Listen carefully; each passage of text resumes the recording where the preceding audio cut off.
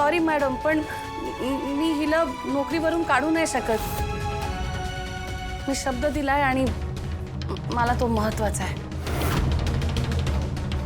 आणि इथे परिस्थितीवरून अन्नाचा अपमान होणार आहे हे जर आधी माहिती असतं ना, तर ही ऑर्डर मी घेतलीच नसती. घेतली नसती म्हणजे? ज्या लोकांना कामाची गरज आहे, पैसे हवेत, त्यांनी इतक्या उर्मटपणे बोलायचं नसतं.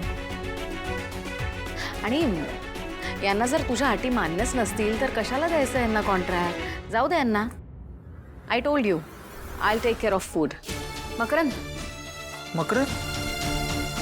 मी सॉरी.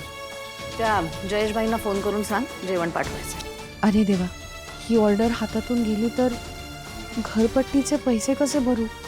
पोरीच्या लग्नासाठी पैसे कसे जमवू? अजिबात नाही. या पार्टीत केटरिंग प्रमिलाताईच करतील.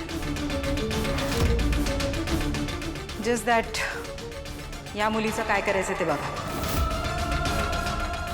अहो मॅडम, असं काय बोलताय? मावशी राहू द्या.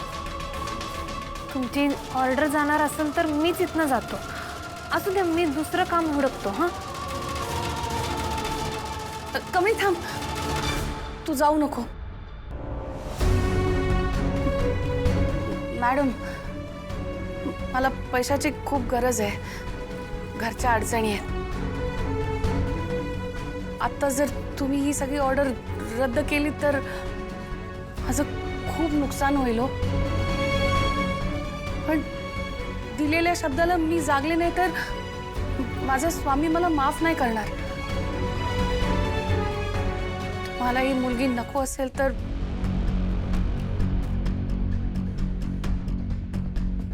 माफ करा, आम्हाला ही ऑर्डर नको.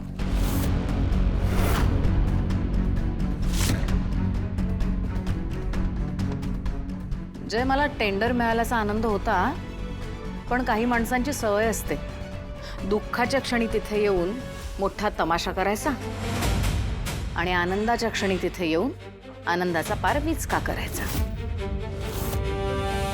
आई जाऊ दे ना. अगं तूच म्हणतेस ना, आनंदाचा क्षण आहे, शांतपणे सेलिब्रेट करूया. हां, तर नयनतारा मॅडमने ऑर्डर केली आहे, सो इट्स ओके.